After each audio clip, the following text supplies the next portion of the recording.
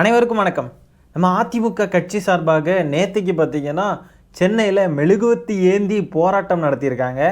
எதுக்காக அப்படின்னு பார்த்தீங்கன்னா, திமுக நீட்டை ஒழிப்பேன் அப்படின்னு சொல்லிட்டு இன்னைக்கு வரைக்கும் நீட்டை ஒழிக்காமல் இருக்கோமா, அதனால போராட்டம் நடத்தியிருக்காங்க. இது கேட்குறதுக்கு எப்படி இருக்குன்னா, இவங்களே விஷத்தை வச்சு ஒருத்தனை கொன்னுட்டு செத்தவனுக்கு கண்ணீரஞ்சலி போஸ்டர் ஒட்டி இவங்களோட கரிசனையை காட்டுற மாதிரி இருக்குது. இந்த மாதிரி சேம் சைடு கோல் அடித்து நீங்கள் யாரையாவது பார்த்துருக்கீங்களா? நீட்டை தமிழ்நாட்டுக்குள்ளே நுழைய விட்டதே இவங்க தான். அம்மையார் ஜெயலலிதா உயிரோடு இருந்த வரைக்கும் தமிழ்நாட்டுக்குள்ளே நீட்டு வரல. அந்த போராட்டத்தில் இவங்க முக்கியமாக பேசுகிற ஒரு வார்த்தை என்ன அப்படின்னு பார்த்தீங்கன்னா, மொத்தம் 22 மாணவர்கள் இறந்துட்டாங்களாம் இந்த நீட் தேர்வுனால தமிழ்நாட்டில் மட்டுமே. அதிமுக காரர்களுக்கு தமிழ்நாட்டு மக்கள் மேலே, தமிழ்நாட்டோட மாணவ செல்வங்கள் மேலே அவ்வளோ அக்கறை இருக்குது அப்படின்னா, நீங்கள் தானே இப்போது பிஜேபி கூட கூட்டணியில் இருக்கீங்க. அவங்கக்கிட்ட கேட்டால் அவங்க ஒரே ஒரு கையெழுத்து ஈஸியாக முடிகிற ஒரு வேலை. அவங்கக்கிட்ட போய் கேட்கலாமே, ஏன் தேவையில்லாமல் நாடகம் போட்டு போராட்டன்ற பேரில் கேனத்தனமாக எதையோ ஒன்று பண்ணிகிட்ருக்கீங்க. தமிழ்நாட்டுக்குள்ளே நீட்டு வர்றதுக்கு காரணமாக இருந்ததே நம்ம தான் அப்படின்ற ஒரு குற்ற உணர்ச்சி கொஞ்சம் கூட இல்லாமல், கொஞ்சம் கூட சூடு சொரணையே தட்டாமல், எப்படி இந்த மாதிரிலாம் பேசிக்கிட்டு இந்த மாதிரிலாம் போராட்டம் பண்ணிக்கிட்டு இருக்கிறதுக்கெலாம் இவங்களுக்குலாம் எப்படி பண்ண முடியுது? இதெல்லாம் நீட் தேர்வை கொண்டு வந்ததே அதிமுக பிஜேபி கூட்டணி தான். அதே நீட் தேர்வுக்கு விலக்கு கொடுக்காம மறுத்துக்கிட்டு இருக்கிறதும் அதிமுகவோட கூட்டணி கட்சியான பிஜேபி தான். தன்னோட சுயநலத்துக்காகன்னு சொல்லி கையெழுத்து போட்டு நீட்டை தமிழ்நாட்டுக்குள்ளே வர வச்சு 22 மாணவ செல்வங்களோட உயிர் போகிறதுக்கு காரணமாக இவங்கெல்லாம் இருந்துக்கிட்டு, திமுக சம்பந்தமே கிடையாது. நீட்டை கொண்டு வந்தது திமுகவா, நீட்டை ஆதரிச்சது திமுகவா, நீட்டுக்கும் திமுகவுக்கும் எந்த வகையில் சம்மந்தம் இருக்குன்னு சொல்லிட்டு திமுகவை மட்டுமே ப்ளேம் பண்ணிக்கிட்டு இருக்காங்க.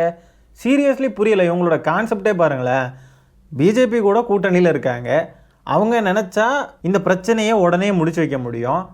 ஆனால் அவங்கக்கிட்ட போய் கேட்குறத விட்டுக்கிட்டு திமுகவை ப்ளேம் பண்ணிகிட்டு இருக்கிறது எந்த வகையில் பிரயோஜனமான ஒரு விஷயம்? இவங்க பண்ணுறதையெல்லாம் பார்த்தா நமக்கு என்னென்ன சொல்கிறான் பாருங்க அப்படின்ற மாதிரி தான் இருக்குது. நீங்கள் இப்போ கூட்டணியில் தானப்பா இருக்கீங்க.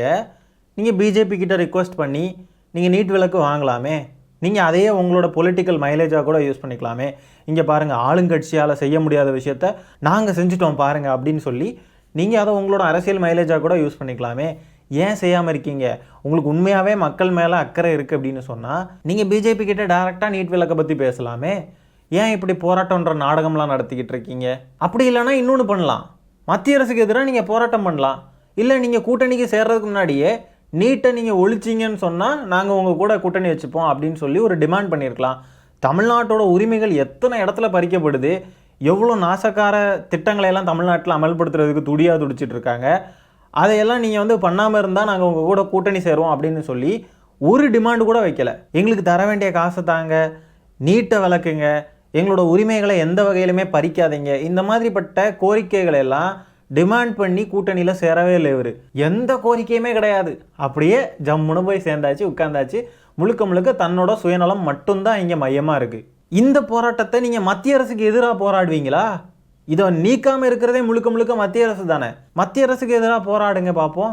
இவங்களோட சுயநலத்துக்காகன்னு சொல்லிட்டு தமிழ்நாட்டோட உரிமைகளை எல்லாம் கொண்டு போய் மொத்தமாக அடகு வச்சுக்கிட்டு மறுபடியும் தமிழ்நாட்டோட உரிமைகளை பறித்த அதே பாஜக கூட, இன்னைக்கு வரைக்கும் தமிழ்நாட்டோட உரிமைகளை மறுத்துக்கிட்டு இருக்கிற அதே பாஜக கூட மறுபடியும் போய் கூட்டணி வைக்கிறாங்க. அது மட்டும் இல்லாமல் இவங்க பேசுகிறத பாருங்கள், தமிழ்நாட்டு மக்கள்லாம் எங்களுக்கு வாக்களித்து எங்களை ஜெயிக்க வச்சுருவாங்க அப்படின்னு சொல்லி எவ்வளோ எகத்தாளமாக பேசிக்கிட்டு இருக்காங்கல்ல. வெக்கம் மானம் எதுவுமே இல்லாத ஒரு அடிமை கூட்டம். யாரு கூட கூட்டணி வச்சுட்டு யாருக்கு எதிராக போராடுறாங்க? லாஜிக்கே இல்லை, ஒன்றுமே புரியலைங்க. ஐயா என்னங்கயா சொல்கிறீங்க, எனக்கு ஒன்றுமே புரியலைங்க அப்படின்னு இந்த வடிவேலு டெம்ப்ளேட் உண்டுல, அதுதான் மைண்டுக்கு டக்குன்னு வருது. எடாப்ஸ் அவர்களுக்கு அருமையாக நம்ம பசங்க யாரோ பாடல் எழுதியிருக்காங்க. போடா எல்லாம் விட்டு தள்ளு, பழச எல்லாம் சுட்டு தள்ளு, புதுசாக இப்போ பிறந்தோமுன்னு எண்ணிக்கோடா டேய், பயணம் எங்கே போனால் என்ன, பாதை 100 ஆனால் என்ன, தோட்டம் வச்சவன் தண்ணீர் விடுவான் சும்மா இல்லடா டேய். அருமையான பாடல் வரிகள். அப்படியே எடாப்ஸுக்கும் அதிமுகவுக்கும் பக்காவாக பொருந்துற பாடல். நீட் தேர்வுக்கு ஆதரவாக நம்ம எடாப்ஸ் அவர்கள் பேசின காணொலியை பார்ப்போம் வாங்க. இப்போ ஏழை மக்களுக்கு கிடைக்கின்ற நன்மை, ஆனா ஸ்டாலின் நீட் தேர்வுனால ஏழை மக்கள் பாதிக்கிறாங்க ஒரு தவறான பொய்ய பேசிட்டு வராரு. விலக்குங்கிறதே கிடையாது. நீட் தேர்வு அனைத்து மாநில இருக்கிறவங்க நீட் எழுதிதான் ஆகணும், அதுல எத்தனை கிடையாது.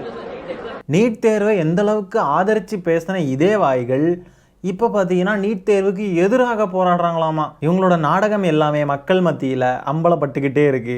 2026 மக்கள் கொடுக்குற தீர்ப்பு எப்படி இருக்கும் அப்படின்றதையும் பார்க்க தான் போறாங்க.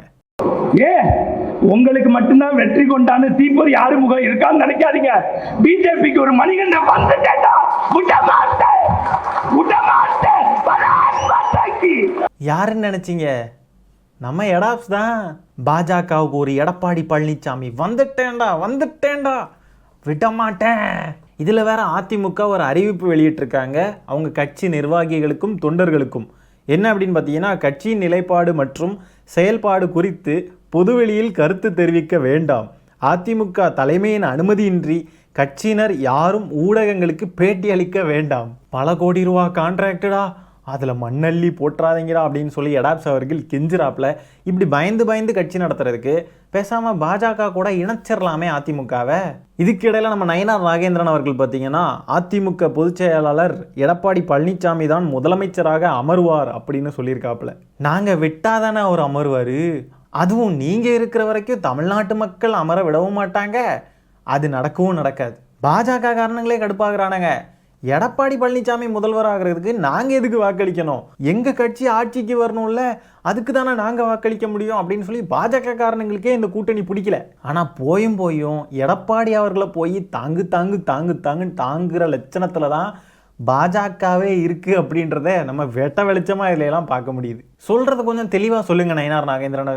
ஐயோ, அண்ணாமலையாக இருந்தால் அண்ணாமலை அவர்களே அப்படின்னு சொல்லிடலாம். இவர் நயினார் நாகேந்திரன் அப்படின்னு சொல்கிறதே வாயில் டக்குன்னு வர மாட்டேங்குது, நைன்னு இருக்குங்க. அது சொல்லுங்கள், தெளிவாக சொல்லுங்கள் நயினார் நாகேந்திரன் அவர்களே.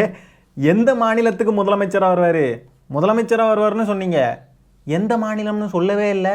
சரி மக்களே, இந்த காணொலியை நான் இதோட என் பண்ணிக்கிறேன். இந்த வீடியோவில் நம்ம பேசுகிற விஷயங்களை பற்றி உங்களுடைய கருத்துக்கள் என்னன்றதை கமெண்ட்டில் பதிவு பண்ணுங்கள். வீடியோ பிடிச்சிருந்தா ஒரு லைக்கை தட்டி விட்டு 4 பேருக்கு ஷேர் பண்ணுங்கள். முக்கியமாக நம்ம சேனலை சப்ஸ்கிரைப் பண்ணி வச்சுக்கோங்க. மீண்டும் இன்னொரு காணொலியில் சீக்கிரமாக உங்களை சந்திக்கிறேன். அது வரைக்கும் டாடா பை, டேக் கேர்.